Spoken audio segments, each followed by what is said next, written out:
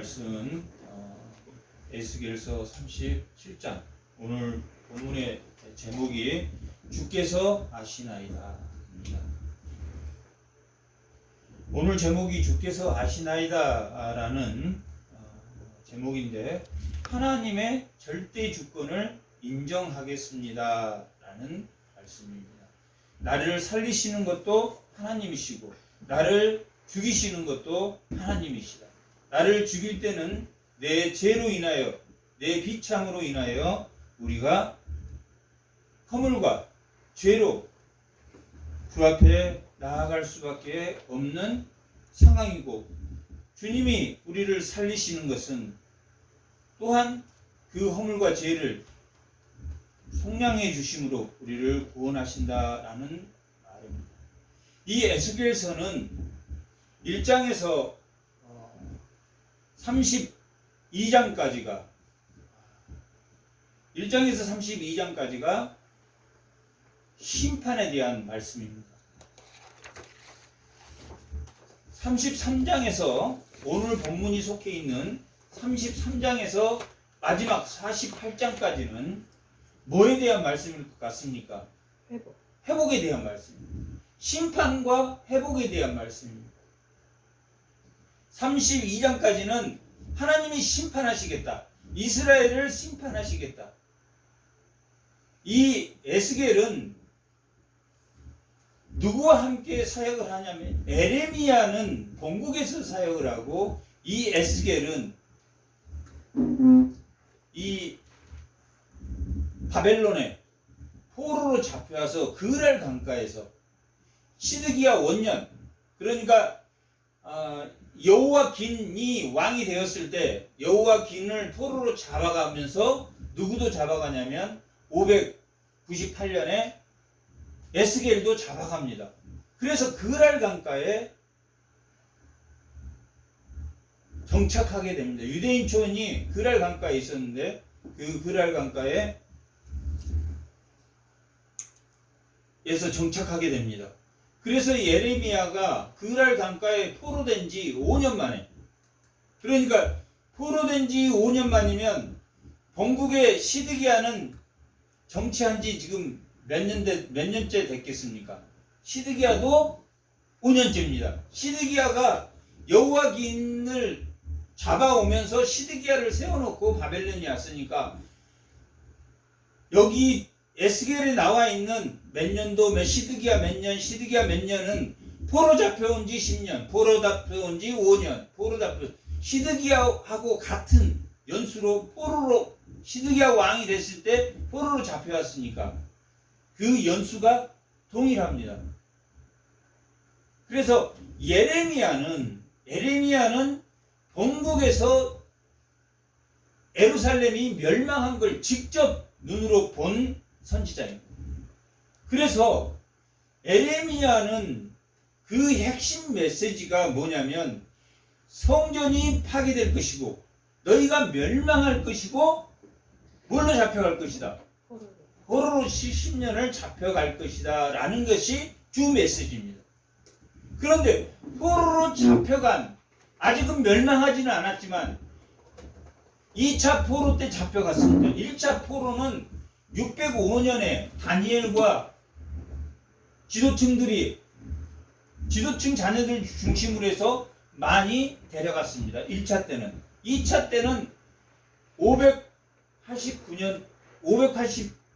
598년 때 에스겔이 2차 때 여호야긴과 함께 포로로 잡혀갑니다. 그리고 마지막 3차 포로는 언제겠습니까? 멸망할 때 586년 멸망의 시기 때 3차로 포로로 잡혀갑니다. 그렇게 1차, 2차, 3차로 잡혀갔는데, 에스겔은 2차로 잡혀갔던 사람입니다.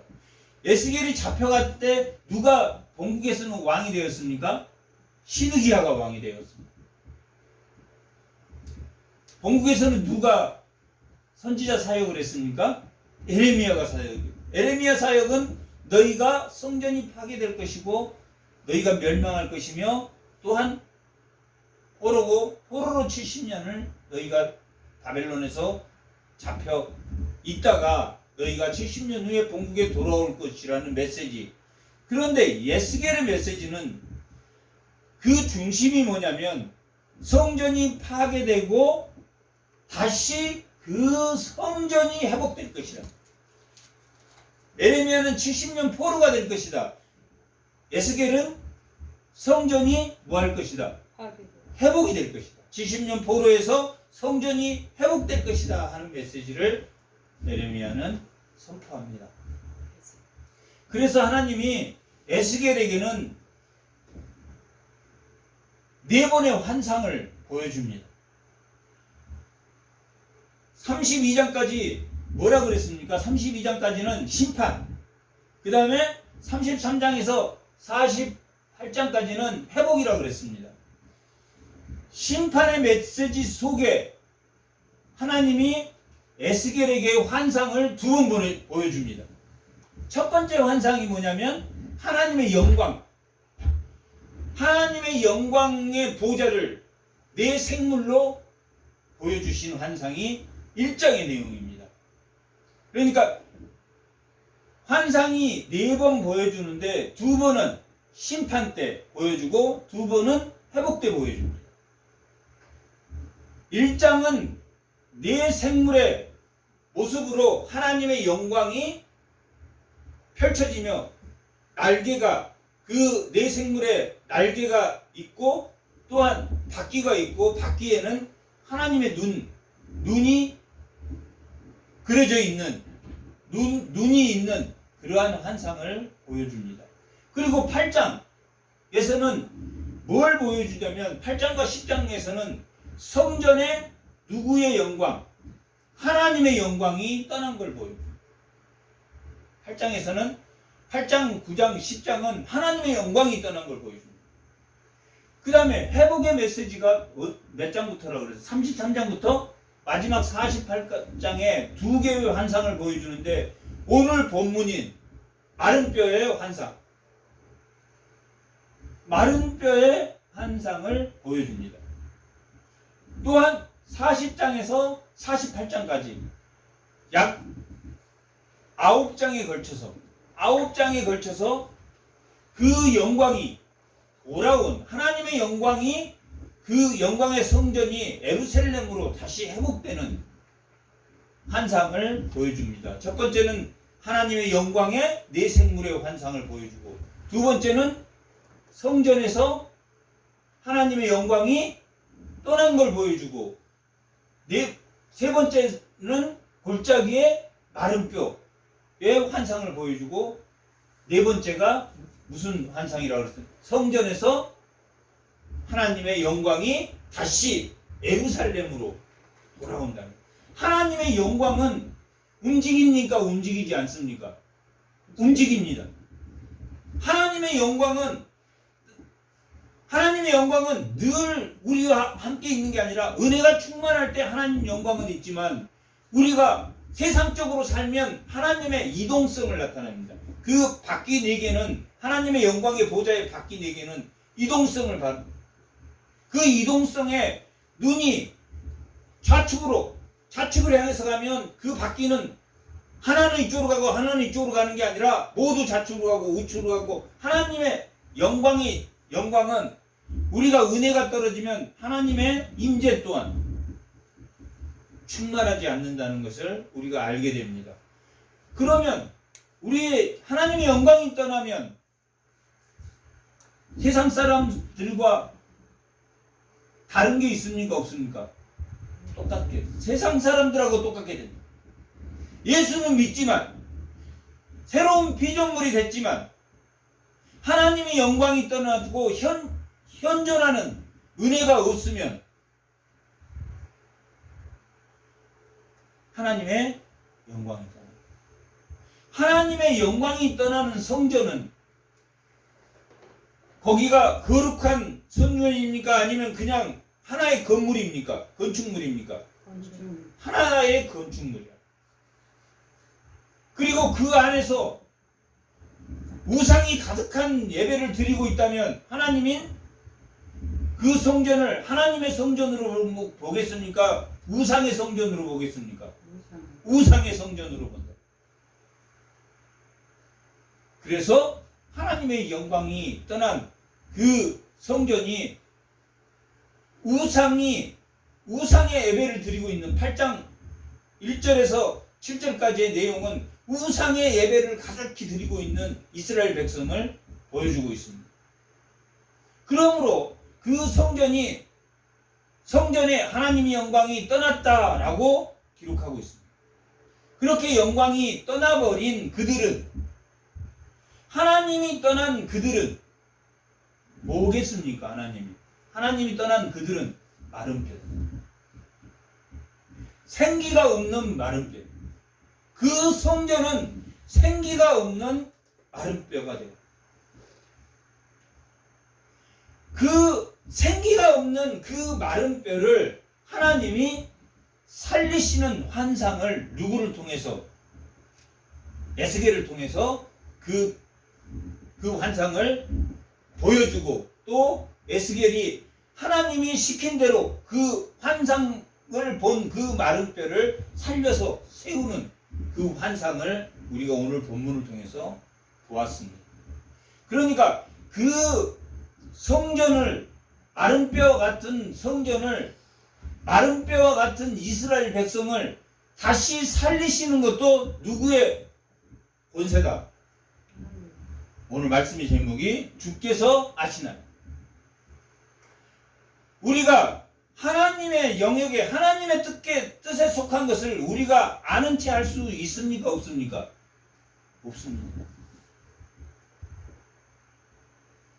하물며 내 자식이라 할지라도 그가 언제 돌아올지는 누구만 아십니까? 하나님만 아시나이다 라고 합니다. 이게 오늘 본문의 제목이 하나님만이 아시나이다 하는 믿음을 가져야지 그들이 절망 가운데 절망하지 않고 그 마른 뼈들이 살아난다라는 의미를 가지고 있습니다.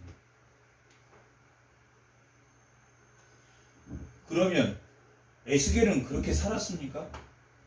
에스겔은 그렇게 살았습니까? 하나님 말씀이라면 하나님 내 자식을 변화시켜 주십시오. 내 자식을 변화시켜 주지 않는 하나님이 믿습니다. 그렇게 말할 만도 한데 에레미야는 어떻겠습니까? 24장 14절 합니다.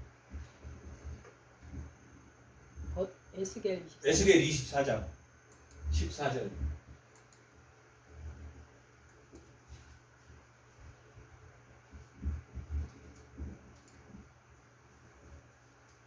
자, 보겠습니다. 나 여호와가 말하였는즉 그 일이 이루어져. 여기서 그 일은 이스라엘의 멸망을 말합니다. 이스라엘 성전이 파괴될 것이다. 그 일이 이루어질 거다. 그럼 뭐 때문에 지금 그 일이 이루어진다고 말하고 있겠습니까? 24장은 어디에 속한다 그랬습니까? 심판에 속한다. 1장부터 24장까지는 심판, 이스라엘에 대한 심판, 25장에서 32장까지는 이방에 대한 심판입니다. 결국은 32장까지 심판인데 24장까지는 이스라엘에 대한 심판. 그러니까 이 본문이, 24장의 본문이 이방의 심판인 25장과 32장까지 이방의 심판을 빼면 이 본문이 어디하고 연결되겠습니까? 회복의 메시지인 33장과 연결됩니다. 오늘 본문, 회복의 메시지인 그 본문과 연결이 됩니다. 하나님이 뭐라고 지금 말하냐면 그 일이 이루어질 것이다. 멸망할 것이다. 에레미야 26장 성전 설교회 할 때는 하나님이 그들에게 돌이키면 내 뜻을 돌이키리라. 돌아오면 내 뜻을 돌이키리라. 너희가 쉬움하면 내 뜻을 돌이켜서 멸망시키지 않겠다. 라고 성전에서 26장에서 그들에게 말했습니까? 말하지 않았습니까? 말했단 말이야. 돌아오라 쉬우르. 그럼 내 뜻을 돌이킨다. 그러나 에스겔은 뭐라고 말하냐면 이미 그러니까 돌아오지, 그렇게 말했음에도 돌아왔습니까? 돌아오지 않았습니까? 그렇게 말했음에도 돌아오지 않았습니까? 그 일이 이루어지리라. 내가 하나님께서 돌이키지도 아니하고 아끼지도 아니하며 뉘우치지도 아니한다. 내가 내 백성, 여기 내가는 하나님, 내가 내 백성을 멸망시킨 것을 후회하지 않겠다. 후회하지 않겠다.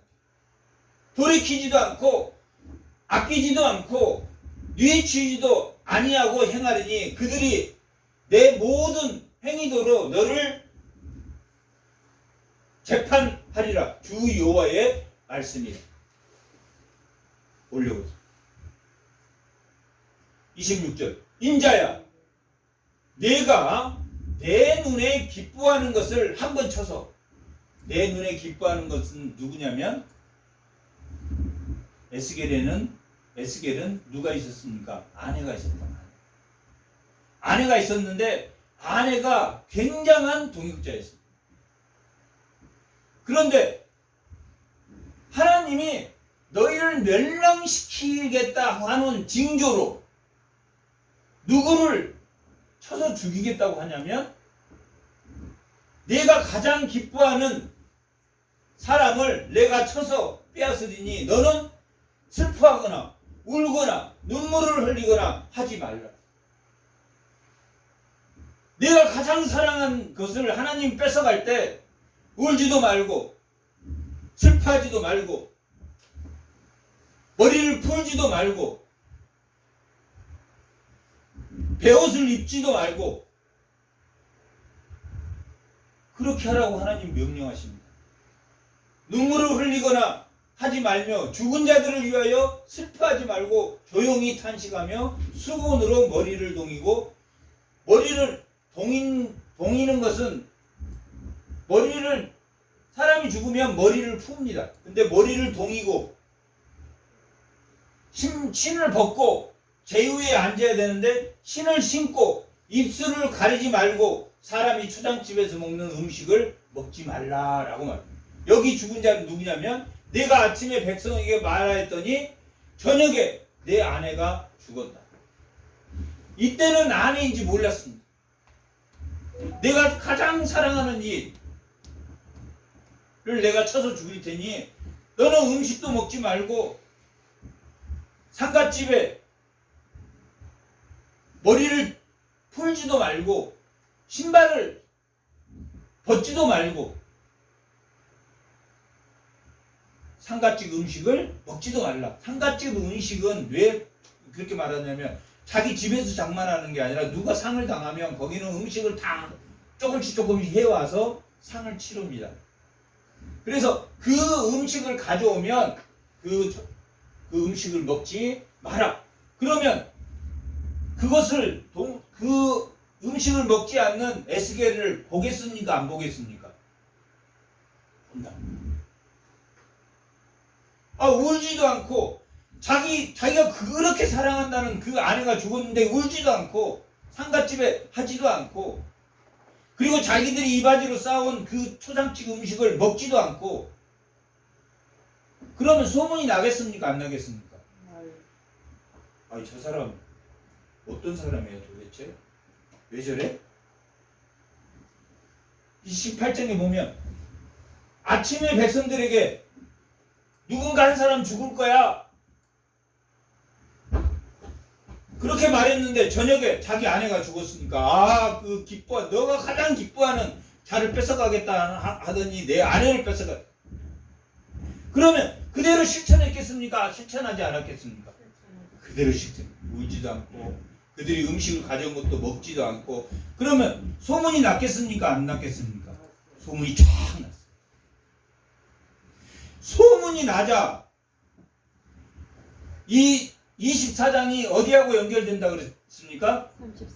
33장하고 연결됩니다. 왜냐하면 25장에서 32장까지는 이방의 심판이니까 그걸 빼면 어디하고 연결되냐면 33장하고 연결됩니다. 33장 30절하고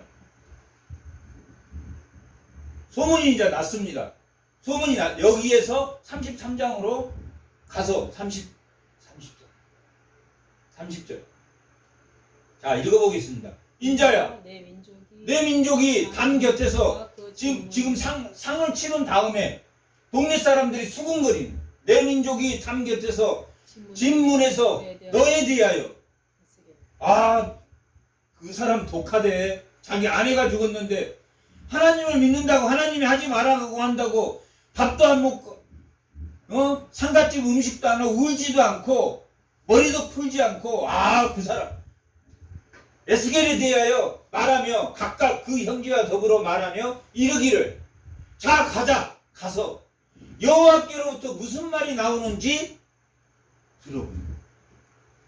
에스겔을 누구의 사람으로 인정했다는 거예요? 하나님의 사람. 하나님의 사람으로 인정. 하나님의 사람으로. 그 사람 진짜 하나님의 사람 아니야? 그러니까 본국도 타락됐지만 지금 에스겔이 사역한 그곳도 70년 포로로 산다고 생각하고 한 게 아니라 몇 년 만에 2년 만에 돌아갈 것이다. 2년 만에 돌아가지 못했습니다. 그래도 여전히 하나님은 우리를 예루살렘에 돌아갑니다. 70년을 너희가 살 거니 거기에 집을 짓고 아내를 얻고 자식을 낳고 살아라. 돌아오는 사람들은 2세들이 돌아옵니다. 출애굽기 2세들이 가나안 땅에 들어간 것처럼 지금 2세, 3세들이 돌아오는 겁니다. 1세대들은 못 돌아옵니다.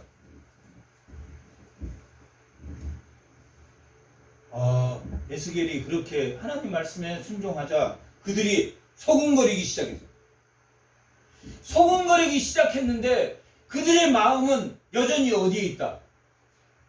이익에 있다. 돈에 있다. 그들은 여전히 권력에 있다. 잘 먹고 잘 사는데 백성이 모이는 같이 내게 나오며 내 백성처럼 내 앞에 앉아서 내 말을 뭐하나?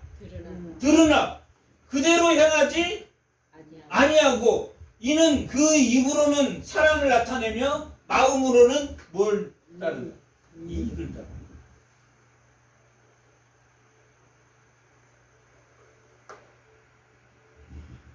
입술로는 하나님 말씀 순종하겠습니다 하고 여전히 마음으로 자기 생각대로 자기 유익한 대로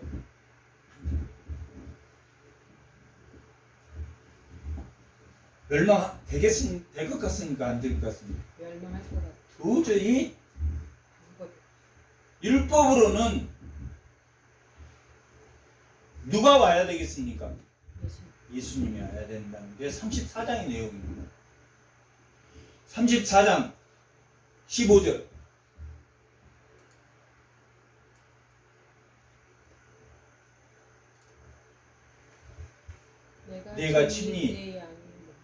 내가 친히 누굽니까? 여기는 하나님이 친히 오시겠다고. 하나님이 친히 내 양의 목자. 내 양의 목자는 누굽니까? 친히 하나님이 오시겠다. 독생자 예수님을 보내겠다. 내 양의 목자가 되어 그것들을 누워 있게 할지라 주 여호와의 말씀입니다. 한 목자가 와서 그 목자의 사역이 나옵니다. 16절. 그는 이 목자는 뭐냐면 올려본 잃어버린 자를 내가 찾으며 쫓기는 자를 내가 돌아오게 하며 상한 자를 내가 싸매며 병든 자를 내가 강하게 하려니와 살찐 자와 강한 자는 내가 없애고 정의대로 그것들을 먹으리라. 누가 이렇게 하셨습니까? 정의대로. 정의와 공의가 참된 정의와 공의는 예수님이 이 땅에 오신 사건. 기쁜 예레미야가 그렇게 자기 자식을 그 아내를 죽어도 하나님 말씀에 순종하며 하는 것을 보여줬는데도 그들은 말씀은 듣자 가서 말씀은 듣되 행동은 말씀대로 행동한다 아니면 자기 뜻대로 행동한다. 자기 이익에 따라서 자기 이익. 그렇게 말을 안 들은 게 누굽니까? 우리입니다. 우리. 하나님이 결심한 대로 심판하겠다는 뜻입니까? 하지 않겠다는 하신다. 오늘 마른 뼈와 같은 그 강팍한 마음, 마른 뼈와 같은 그 강팍한 마음은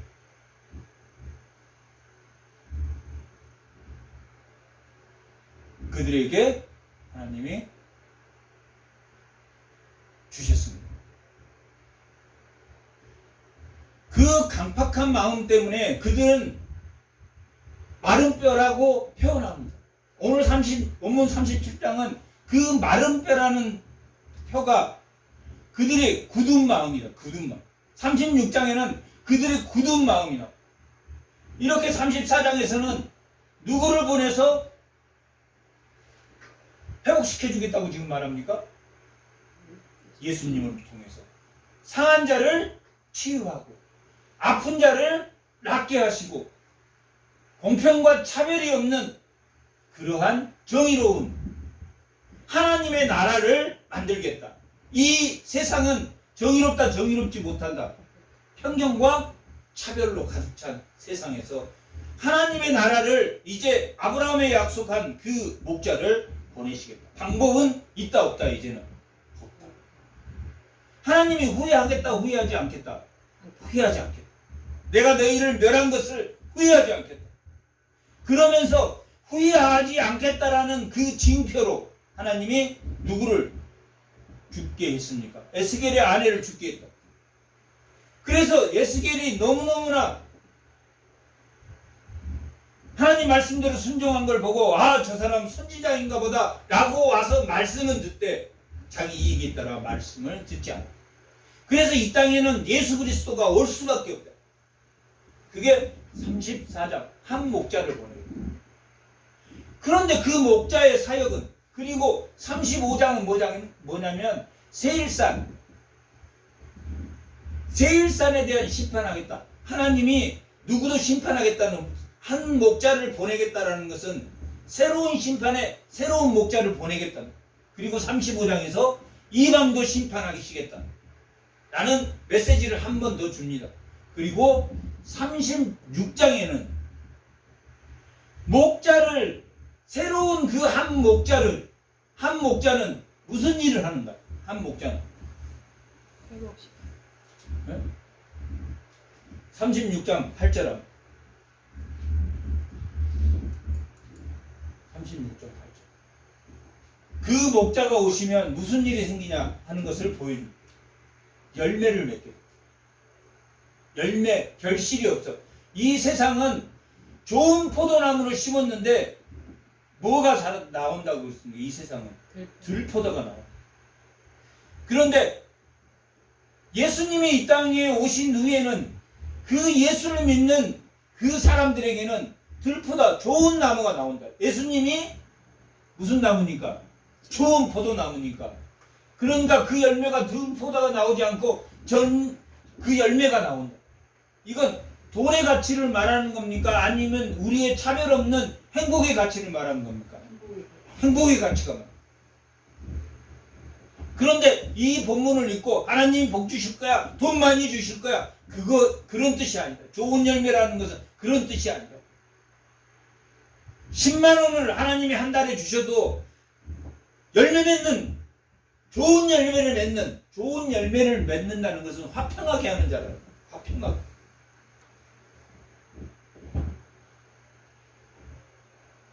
오늘 37장의 결론이 화평하게 하는 자입니다. 하나 되게 하는 자. 이스라엘이 왜 저렇게 됐습니까? 한 마음을 품었습니까? 두 마음을 품었습니까? 두 마음을 품었어. 우상을 품었다. 우상을 품었어. 두 마음을 품었어. 한 마음 화평하게 하는 자는 한 마음을 가지고 하나의 예배가 되게 하는. 출애굽시킨 이유가 하나님이 뭐 때문에 출애굽시켰다고 그랬습니까? 예배를 드리기 위해서 출애굽시켰다. 그런데 가나안에 가서 예배를 바로 드렸습니까? 두 마음으로 드렸습니까? 두 마음으로 드렸다. 그런데 예수를 믿으면 어떤 마음으로 믿어진다는 이야기입니까? 한 마음으로. 한 마음으로 예배를 드려야 되는데 가라지가 있습니까? 있다고 했습니까? 없다고 했습니까? 예수님이 있다고 했답니다. 있다고. 가라지가 있다. 차별하고 자랑하고 입만 열면 자기 자랑하고 그런 사람들이 있답니다. 예수를 믿는다는 것은 겸손해진다고 그랬습니까? 겸손해지지 않는다고 그랬습니까? 겸손한, 통의하고 겸손한 자. 통의하고, 우리가 이사야에서 통의하고 겸손한, 죄가를 떠난 자. 왜 회개를 하면 겸손해진다고 그랬습니까? 왜 회개를 하면 겸손해집니까? 자기가 누군지를 아니까. 죄인. 자기가 죄인지를 알기 때문에 겸손해진다.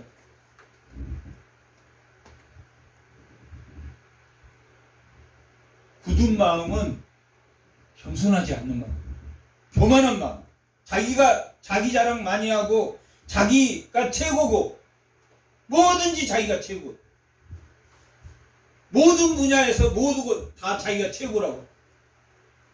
세상은 그렇다. 세상. 그게 무슨 마음입니까? 굳은 마음. 자, 38절에서 한번 읽어보겠습니다. 무슨 열매를 맺는? 그러나 너희는 이스라엘 산들아, 너희는 가지를 내고 내 백성 이스라엘을 위하여 열매를 맺으리라. 지금 36장의 열매는 누구를 믿었을 때 열매를 맺습니까? 34장에 누구를? 예수님 한 목자를 보낸다. 친히 내가 내 양의 목자가 될 때 지금 36장 열매를 맺을 거죠. 지금 33장에서부터 쭉 오늘 본문까지 연결이 됩니다. 37장까지. 그 다음에 38장, 39장은 마지막 악에 대한 마지막 복과 마곡에 대한 심판이 있습니다. 그리고 40장에서 48장은 성전이 회복될 것이다 하는 내용이다. 이 연결이 지금 쭉 되고 있습니다. 24장 심판에서 어디까지 연결이 됩니까? 39장까지 연결이 됩니다. 아니 38장, 39장은 마지막 심판의 내용이고 37장 오늘 마른 뼈까지는 33장에서 마른 뼈까지는 심판에서부터 쭉 연결된다. 심판은 하겠는데 후회하지도 않겠는데 하나님이 누구를 보내겠다? 목자를 보내겠다. 왜 목자를 보내겠다고 합니까? 말씀을 들으면서 행동은 어떻게 한다고 그랬습니까? 자기 이익을 쫓으니까. 근데 말씀을 들으면서 자기 이익을 쫓는다는 것은 무슨 마음입니까? 무슨 마음? 무슨 마음이 있습니까? 굳은 마음. 그런데 예수님 34장에서 한 목자가 오면 그 새 영을 부어주면 그 굳은 마음이 어떻게 변합니까? 부드러운 마음이 변합니다. 부드러운. 그 부드러운 마음이 열매 맺는 생활을 한다. 복음의 열매를 맺는 생활을 한단 말이에요. 돈 많이 주는 게 아닙니다. 권력 많이 주는 게 아닙니다. 내 자식이 잘 먹고 잘 사는 게 아닙니다. 내 자식이 자가에 사는 게 아니라 전체 살고 월세 살더라도 하나님의 열매를 맺는 사람. 하나님 앞에 바로 하는 사람. 그것을 직접 에스겔이 보여줬습니까? 안 보여줬습니까? 자기 아내가 죽을 때 직접 보여줬습니다. 백성들은 소문이 나. 소문이 나서 말씀을 들으러 오는데 지킨다 지키지 않는다. 지키지는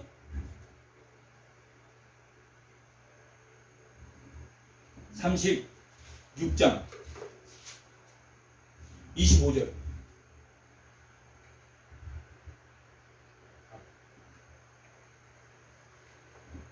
맑은 물로 너희에게 뿌려서 너희를 정결하게 하되.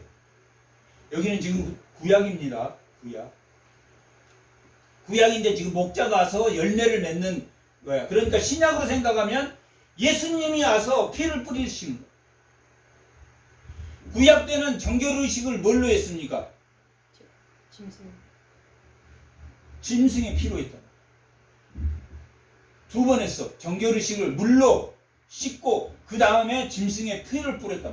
구약 때는 그렇게 해서 정결의식을 물로 씻고 물로 하고 정결하게 하고 짐승의 피로 뿌려서 죄를 사해줬다. 그러니까 신약은 예수님이 가게 주인에게 우리가 죄를 졌는데 그 죄값을 예수님이 피로 다 한 번에 다 계산했죠. 한 번에. 그런데 구약은 우리가 그 죄의 상점에 우리가 죄를 졌는데 구약은 죽을 때까지 매년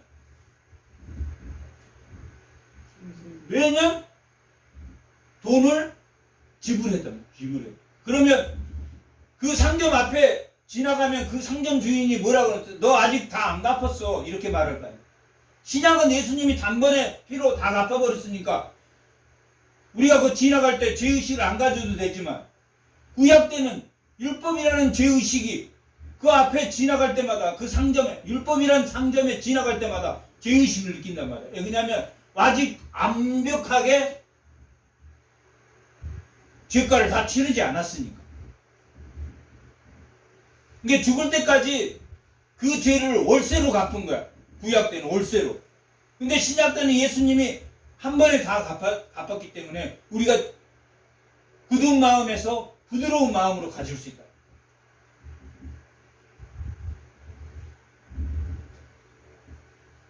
그래서 맑은 물을 너희에게 뿌려서 너희를 정결하게 하되 곧 너희 모든 더러운 것에서와 모든 우상 숭배에서 너희를 뭐하게 한다? 정결하게 한다.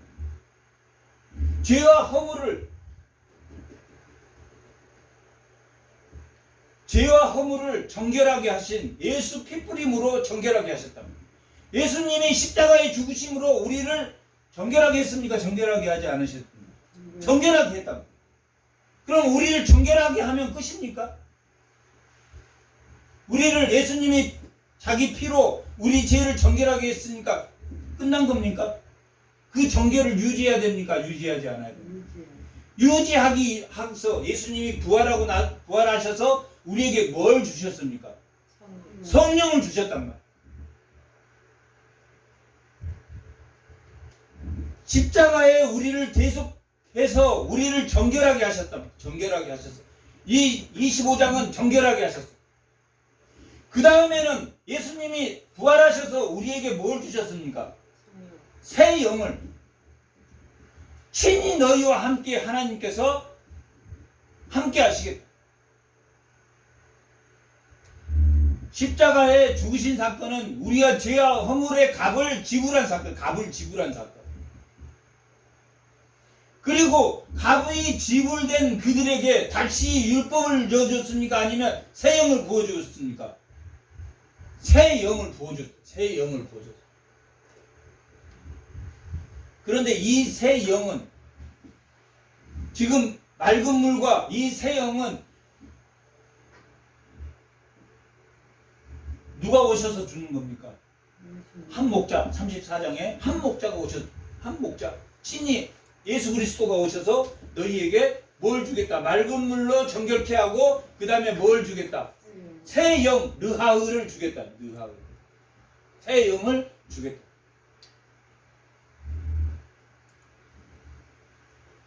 이 르하흐는 히브리어로는 르하흐입니다. 그리고 헬라어로는 푸뉴마, 영이라는 뜻입니다. 푸뉴마 하기론, 그 다음에 파라크레토스, 성령은 파라크레토스라고 합니다. 성령은 능력이 있습니까? 능력이 없습니까? 성령은 능력이 있다면 능력이 있다. 그러니까 여기서 새 영은 능력을 포함하는 영이라. 그러니까 뭘 나타내겠습니까? 르하의 영이지만은 영은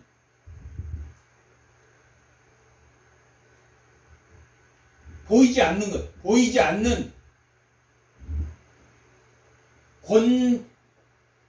권능 같은 거, 권능. 그런데 우리에게 성령을 줌으로 아, 저 사람이 능력이 있구나. 그렇게 보는 존재가 된다. 능력이 살아난다. 능력이 살아난단 말은 지금 뭐냐면 너희 속에 두고 새 영을 너희 속에 두고 새 마음을 너희에게 주되 너희 육신에 무엇을 제거합니까? 굳은 마음. 육신의 굳은 마음은 어떤 겁니까? 에스겔에게 가서 말씀을 들어보자. 그러고 나와서는 다시 자기 이익에 따라 산다고 그랬죠. 그것이 굳은 마음이에요. 굳은 마음. 신약에서는 화인 맞았다고. 화인 맞았다. 불에 뒤면 그 흉터가 없어집니까? 안 없어집니까? 안 없어져. 굳은 마음. 그런데 이 굳은 마음을 제거하고 부드러운 마음을 줄 것이다. 부드러운 마음을 줄 것이다.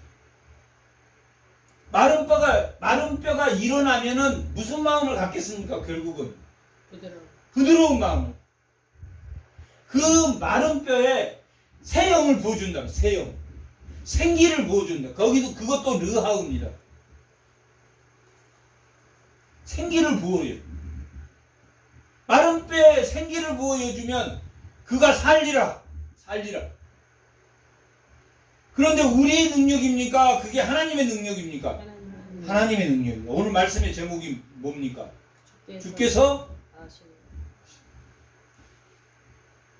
에스겔에게 뭐라고 하냐면 너가 저 뼈를 살릴 수 있겠느냐?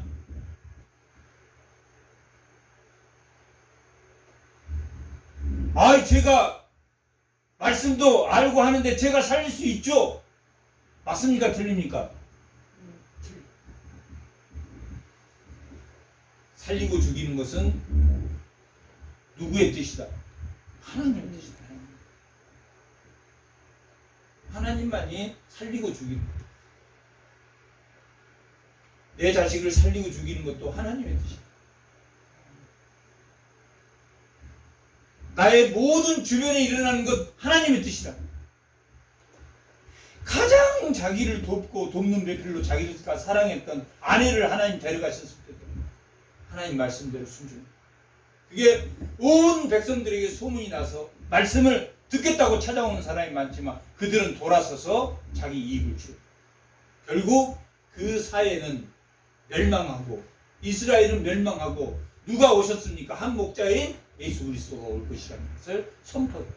예수 그리스도가 오면 열매를 맺는데 그 열매를 맺는 이유가 뭐라고 그랬습니까? 뭘 부어줬기 때문입니까? 새 영을, 생기를 부어줬다. 하나님이 아담을 창조할 때 뭘 만들었습니까? 흙을 만들었습니다. 흙을 만드는데 거기에 뭘 부어줬습니까? 르하우, 생기를 부어줬다. 생기를 부어줬는데 그가 움직이고 능력이 됐다라는 것은 뭐가 돼? 생명이 되었다. 살아났다라는 뜻. 살아났다. 살아나게 됐다라는 것이 생명이 되었다.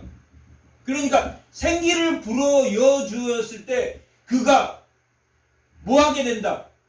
영적인 능력이 있는 육체를 가지고 움직이는 사람이 되었단 말이에요. 움직이는 사람. 뭔 말인지 아시겠죠? 생명이 들어가서 혼이 되었다. 영과 혼은 같은 말입니까? 다른 말입니까? 같은 말이에요. 같은 말. 옆집 사람은 나를 아저씨라고 하고 우리 애들은 나를 아버지라고 부르는 것처럼 생기가 생명이 된 거야. 생기가 생명이 능력을 갖게 된 거야. 혼은 새로운 생기가 돼서 예수님이 할 수 있는 부드러운 마음을 가진 게 생명이 되었다. 뭔 말인지 아시겠죠? 사탄의 영이 들어오면 사탄의 능력을 갖게 된단 말이야. 사탄의 능력을 갖게 된 그 능력이 누가 조종하는 겁니까? 사탄의 영이 조종하는 거예요. 사탄의 영으로 살았죠. 이스라엘 백성들.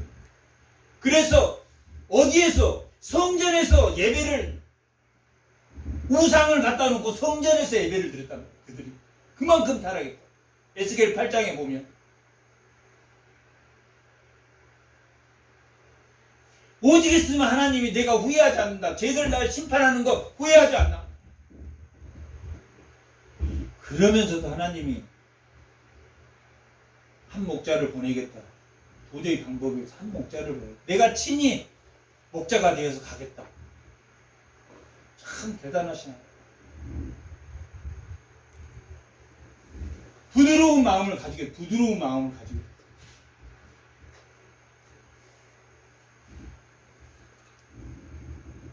그러면서 환상을 보여요. 환상을. 어떤 사람을 일으키는 환상입니까? 죽은 자. 부드러운 사람을. 그전에는 어떤 사람이었습니까? 마음이 고든 사람. 흙에 생기를 부어서 생명이 된 것처럼. 그래서 영의 능력을 갖는 것처럼. 근데 어디에 부어줬습니까? 육체에 부어줬다면, 육체에. 육체에 부어졌어. 우리의 영이, 하나님의 새로운 생기가 들어간 그 영이, 그 육체도 깨끗합니까? 더러웁니까? 아니, 그 육체, 하나님의 영이 들어간, 성령이 들어간 그 몸은 깨끗하다. 그런 그 깨끗한 몸을 굳은 마음으로 살면 됩니까? 안 됩니까? 안 된단 말이야. 성령이 하나님의 안에 계시는데 더럽게 살면 안 된다. 안 된다. 그래서 영육 간에 강건해야 됩니까? 아니면 영만 강건해야 됩니까? 영육 간에 육도 강건해진단 말이야. 육도 강건해져. 예수를 믿으면 육이 강건해집니까? 강건해지지 않습니까? 육이 강건해진단 말이에요.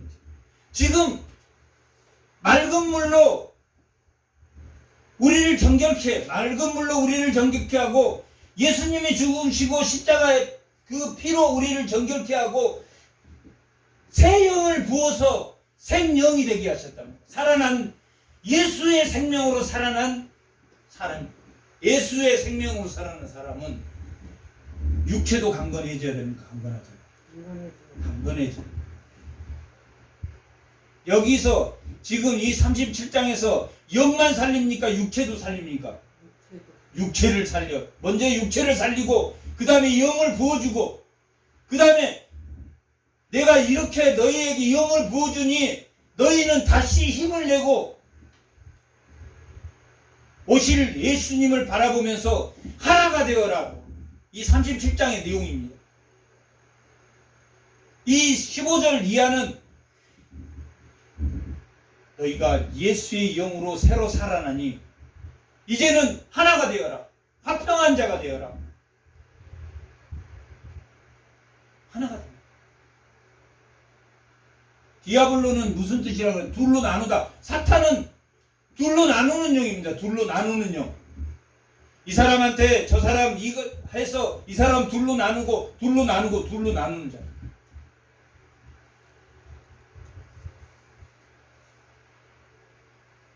그리고 백설공주에 보면은 누구 나옵니까? 마녀 나오지, 마녀. 마녀가 거울에 보고 뭐라고 그럽니까? 이 세상에 누가 제일 이쁘냐? 누가 제일이냐? 그 사람 딱 대할 때 누가 제일이냐? 그 말 속에 누가 제일이냐라고 말하면 자기가 제일이다, 자기가 제일. 그래서 고린도 교회에는 자기 자랑하는 사람이 많았습니까? 많지 않았습니까? 많았단 말이에요. 자기 자랑. 그래서 사도 바울이 자기 자랑 많이 하는 사람이 육적인 사람이다. 믿음이 약한 자, 육신에 속한 자. 2장 마지막 부분에 육신에 속한 자.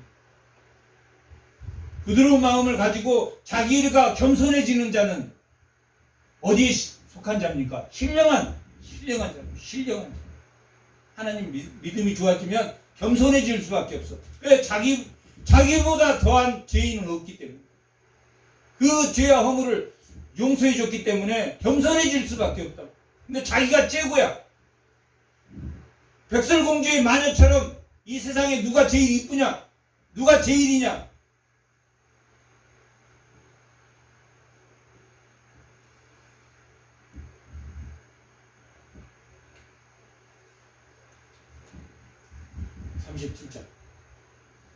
여호와께서 권능으로, 여기서 권능이라는 것은 능력으로, 우리가 영이 우리 안에 예수님의 피로 우리가 정결해진, 우리가 성령을 받으면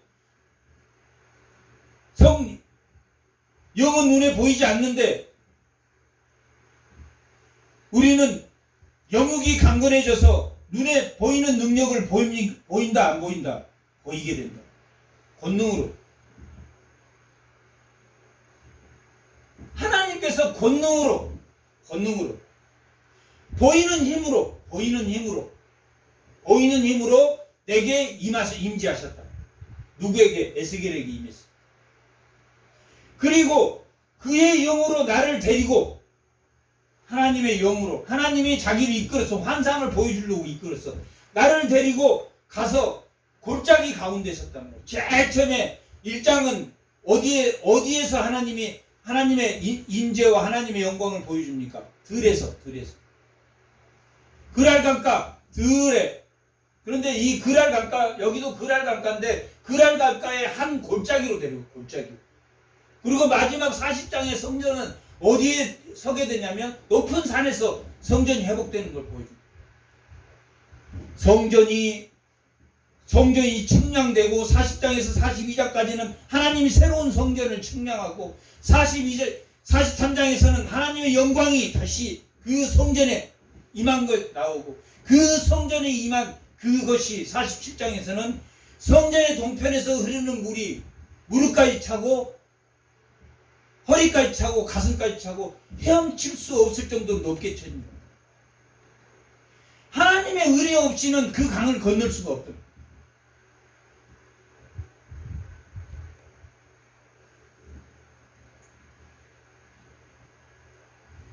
골짜기로 됩니다. 골짜기 가운데 누구를 두었습니까? 에스겔을. 강권적으로 했다는 이야기예요. 여기는 권능으로 하나님이 강권적으로 데리고 갔다. 1장에 하나님의 영광을 보일 때 들로 데리고 가는 것은 자발적으로 가도록 했지만 여기는 하나님이 강권적으로 골짜기로 데리고 갔어요. 2절 나를 그 뼈 사방으로 지나가게 하시기로 본즉 그 골짜기 지면에 뼈가 심이 많고 뭐 했습니까? 힘이 많더라. 하나님이 이 땅에 예수님의 자손을 어떻게 해주겠다고 했습니까? 힘이 많게 했다고. 힘이 많게. 그러니까 마른 골짜기에 뼈가 힘이 많은 것은 예수님의 자손 될 사람이 이렇게 많은 거예요. 세상에. 힘이 많다. 그게 어디 나오냐면 36장 37절 38절 마지막 절. 여기 뭐라고 말합니까? 예수께서 이같이 말씀해 그래도 이스라엘 족속이 이같이 자기들에게 이루어주기를 내게 구하여야 할지라 내가 그들의 수요를 뭐같이 해주겠다 합니까? 양떼같이 많게 해주겠다. 또 여기도 마찬가지로 정한 절기의 양무리같이 많게 해주겠다. 그 사람의 때로 채우리라. 많게 해주겠다. 그러면 뼈가 많아야 되겠습니까? 적어야 되겠습니까? 살릴 뼈가 많아야 돼. 그건 37절. 그 뼈 사방으로 지나가게 본즉 그 골짜기 지면에 뼈가 많다 적다. 아주 신이 많아. 하늘의 별처럼 예수님의 자손을 많게 하니까 살릴 사람도 저렇게 많다. 그러나 인간의 힘으로 살릴 수 있다 못한다. 아주 말랐다. 손만 대면 뼈가 부러질 정도로 말랐어. 더 이상 인간의 능력으로는 안 돼. 인간의 능력으로. 그래서 뭐라고 물어보냐면 하나님께서 에스겔에게 이르시되 인자야 이 뼈를 능히 살릴 수 있겠느냐. 아니 뼈가 막 기름이 금방 죽은 지 얼마 돼서 기름이 통통해도 인간은 살립니까? 못 살립니까? 못 살리는데 뼈가 말라가지고 손만 대도 그냥 할 그런 뼈들이. 세상에 찌들린 뼈입니까? 찌들리지 않는 뼈입니까? 세상에 찌들린. 어떤 마음을 가진 뼈입니까? 굳은 마음을 가진 뼈. 굳은 마음. 누구만이 하실 수 있습니까? 하나님은. 믿음만이 해결할 수 있어. 믿음만. 그런데 믿으라 그러면 말 이리 빙빙 돌리고 저리 빙빙 돌리면 안타깝습니까? 안타깝지 않습니까? 안타까울 정도가. 왜 내가 하나님의 말씀을 알고 내가 그렇게 말을 했는데도, 그렇게 설명하는데도 벌써 그 말 나오면 얼굴이 그냥 굳은 마음이 다 보여. 더 이상 하나님 말씀을 전해줄 수가 없어. 싫은 기색이 역력하고. 그런 마음은 누구밖에 할 수 없다는 이야기입니까? 오늘 말씀해 주신 여기 주께서 하시나요? 주만이 살릴 수 있습니다. 그 뼈들을 능히 살릴 수 있겠습니까? 하시기로, 내가 대답하기로, 대답 잘했습니까? 못했습니까? 너무 잘해. 너무 잘해. 에스겔은 얼만큼 하나님의 말씀을 순종하는 자인지 알겠어. 자기 아내가 죽었을 때도 하나님 말씀, 하나님이 시킨 대로 했습니다. 시킨 대로. 그 전에도 들에 나가서 하나님이 영광과 하나님의 임재를 표시하는 그 환상을 보여줬을 때도 시키면 시킨 대로 다 했단 말이에요. 그런데 마지막에 자기 아내를 죽게 해서 이스라엘을 이렇게 죽게 하겠다고 하는 그 징표로 삼을 정도니까 얼마나 진짜 인간적으로 억울하겠습니까? 그러나 순종.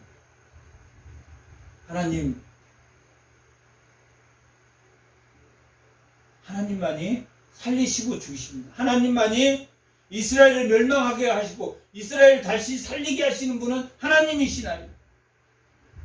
오늘 말씀에 저기 주가 하시나요? 오늘 말씀의 전체 내용이 다 복음에 대한 복음. 살리시는 내용. 그랬더니 하나님께서 이르십니다.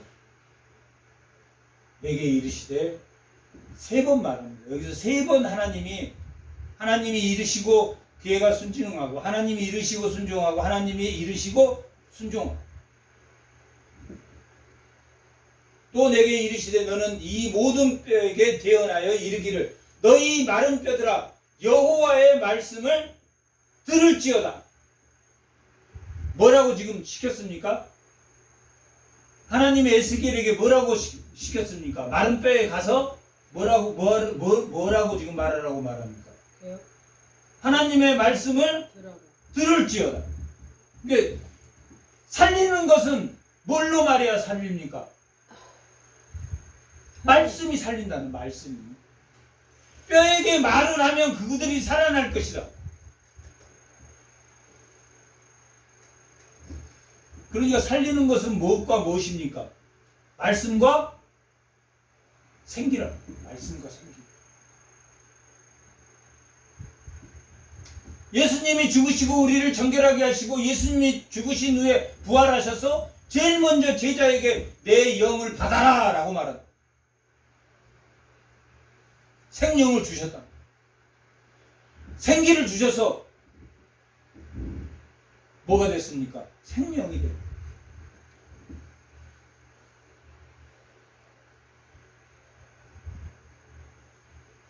그래서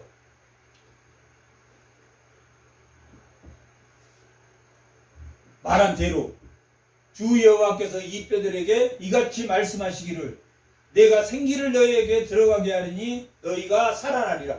4절과 5절은 하나님이 지금 에스겔에게 가르쳐주는 거예요. 모아서 그들에게, 뼈들에게 대언해라, 말해라. 그리고 그 뼈들에게 하나님이 뭘 주겠다고 말하라는 이야기예요. 생기를 주겠다고. 무엇과 뭐를 줍니까? 말씀과 생기를 주겠다고 말해요. 이게 4절과 5절은, 4절은 뭘 주겠다고 말하라는 이야기입니까? 말씀을 주겠다고. 5절은 뭘 주겠다고 뼈들에게 말하라고 말합니까? 생기를 주겠다고 말해. 생기를 주겠다고 말하라고. 예. 그리고 6절에서부터는 시킨 대로 하는 거야. 시킨 대로. 너희의 6절도 지금 하나님이 이 말씀과 생기를 주는데 어떻게 지금 하나님이 그들을 살릴 것인가 하는, 살리는 방법을 지금 에스겔에게 말해주는 거예요. 아직 뼈에 가서 뼈들에게 가서 골짜기 뼈들에서 아직 말하고 있는 게 아니라 누구에게 지금 배우고 있습니까? 하나님의 배우고 있어요. 그래서 너희 위에 지금 뼈들 위에 여기는 뼈들 뭐라고 적어졌습니까? 위에 여기는 뭐라고 적어졌습니까? 속에.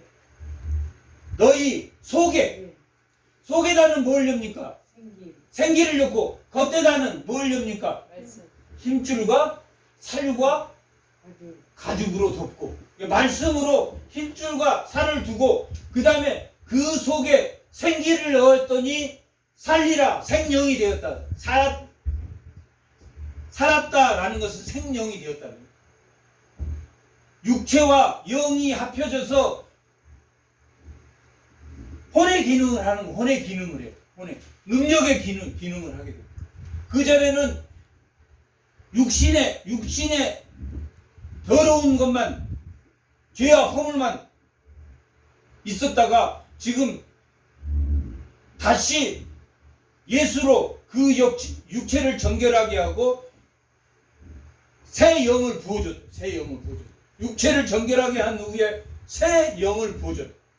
정결한 그에게 예수를 십자가에 믿은 그 믿음 안에 성령을 부어줬단 말이야. 우리에게 분명히 내가 사는 것은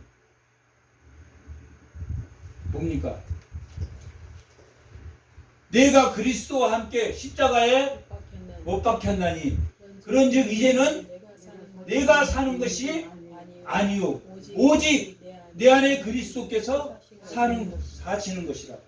이제는 내가 육체 가운데 사는 것은 나를 사랑하시고 나를 위하여 자기 자신을 버리신 예수 그리스도를 믿는 믿음 안에서 사는 것이다.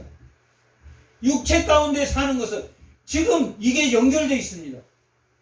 내가 육체 가운데 사는 것은 누구를 믿는 믿음으로 사는 겁니까?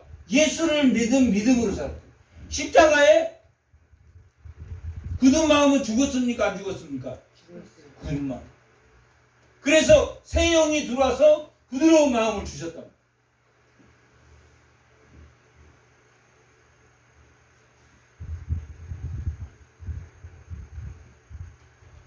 내 말씀을 들어라 하고 그 위에 뼈 위에 힘줄을 두고 살을 두고 가죽을 덮고 너희 속에는 생기를 넣으리. 너희 위에는 육체에는 육체 예수 그리스도의 육체 새롭게 태어납니다. 육체도 새롭게 태어납니다. 영육간에 다 강건하게 됩니다. 덮고 너희 속에 생기를 넣으리니 너희가 생명이 되리라. 하나님의 복음을 든 복음의 전사가 되리라. 능력을 가진 사람이 살리라. 또 내가 여호와인 줄 너희가 알리라. 주님이라고 부를 것이다. 주님이 시킨 대로 하겠습니다. 누가 그랬습니까? 지금 에스겔이 주님이 시킨 대로 하겠습니다. 그리고 7절에 명령을 드디어 여기까지는 하나님 가르쳐줘요. 가서 뼈들에게 명령해. 그 위에다 말씀으로 힘줄이 생기고 살이 생기고 뼈가 살이 생기고 가죽이 덮여질 거야 하니까 그들이 자자자자자자자 그걸 이에 내가 명령한 대로 이에 에스겔이 명령에 따라 대언하니 대언할 때 막 소리가 나고 움직이며 이 뼈 저 뼈가 들어가자 뼈들이 서로 연결되었다. 하나님이 에스겔에게 시킨 대로 그 뼈 위에 뭐라고 하라고 그랬습니까? 힘줄이 생기고 살이 생기고 가죽이 덮여질 것이다 라고 덮여져라. 힘이 생겨라. 살이 생겨라. 가죽이 덮여져라. 그렇게 말을 하니까 막 소리가 나면서 끝났습니까? 안 끝났습니까? 안 끝났습니다. 뭘 넣어줘야 됩니까? 생기를. 내가 또 보니 그 뼈에 힘줄이 생기고 살이 오르며 그 가죽이 돼. 자, 말한 대로 됐다란 말이야. 그 하나님이 하나님 가르쳐 준 대로 말을 했더니 하나님 가르쳐 준 대로 살이 생겼는데 뭐는 없더라. 생기는 없더라. 우리가 예수 그리스도로 십자가의 그 보혈의 피로 우리가 예수를 믿게 되면 우리가 뭘 담고 다녀야 됩니까? 누구와 함께 다녀야 됩니까? 성령과 함께 다녀야 돼요. 생기와 함께 다녀야 돼요. 생기와. 그래야지 예수의 능력이 나타납니다. 예수만 믿고 생기가 없으면 하나님 말씀을 듣고 그대로 행한다. 그대로 행하지 않는다. 그대로 행하지 않는다.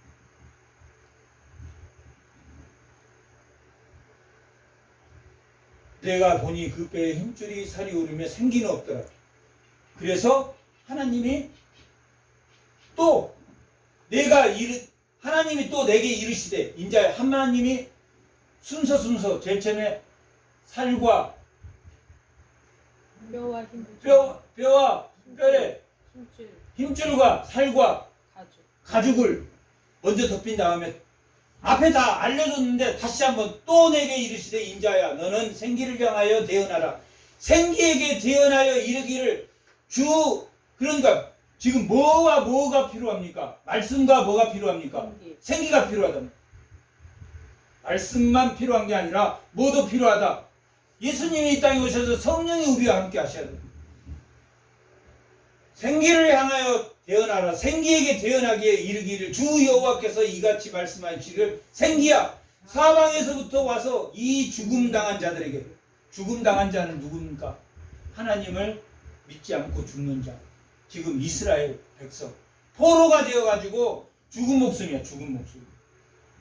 살아있지만 죽은 사람도 있고 살아있지만 마음이 좌절했다 좌절하지 않았다.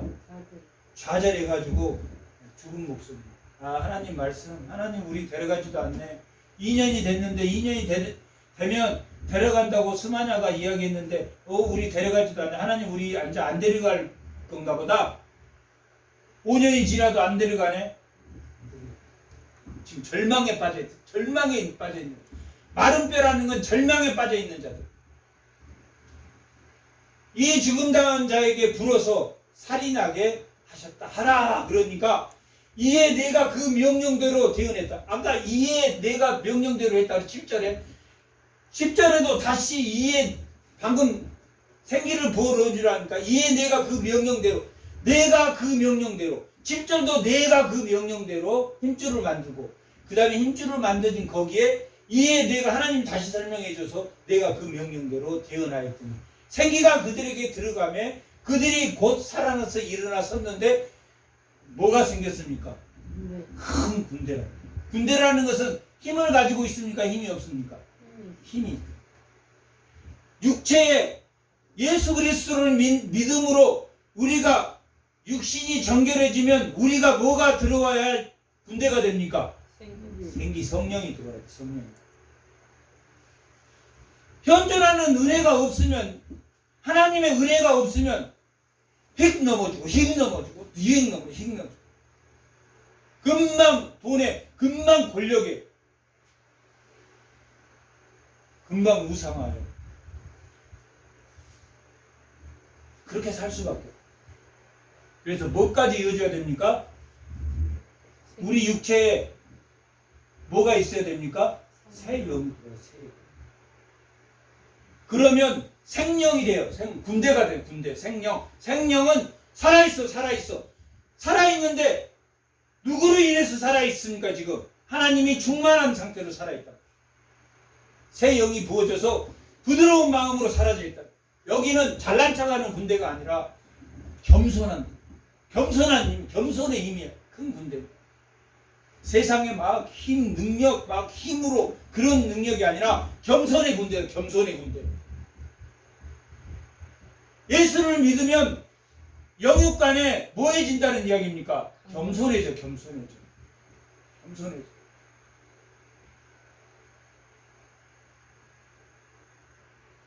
어떤 사람이 못 겸손합니까?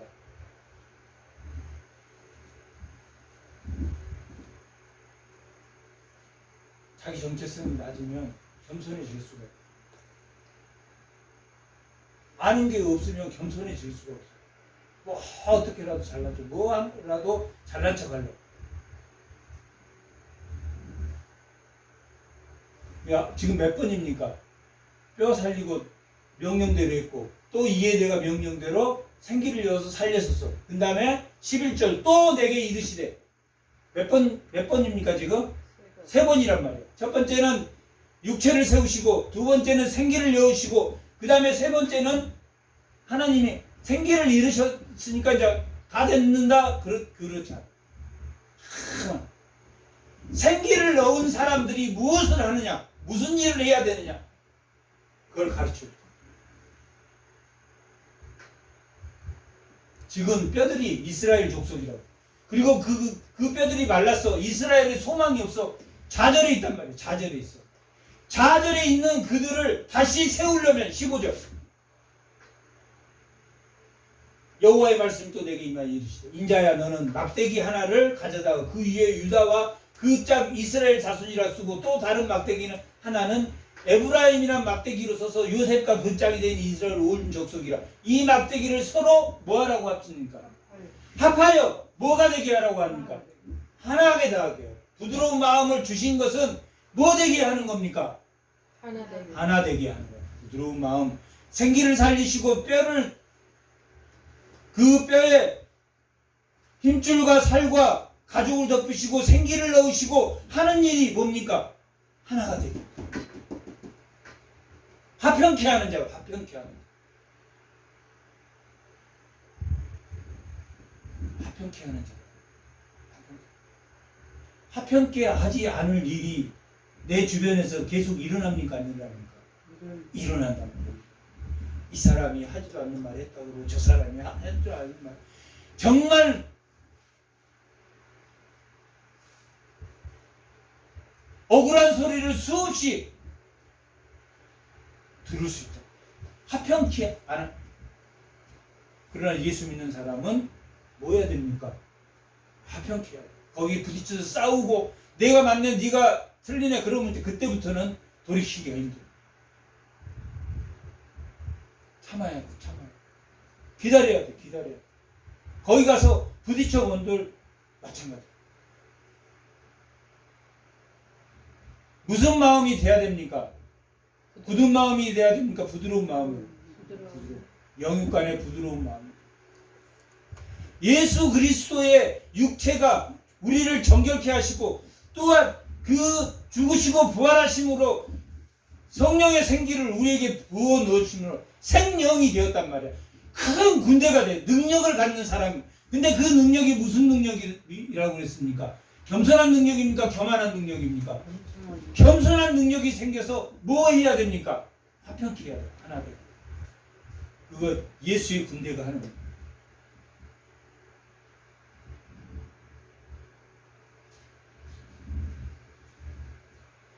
예수 그리스도의 영이 우리와 함께 하시고 영육간에 강건한 주의 성도들이 되시기 바랍니다. 아멘.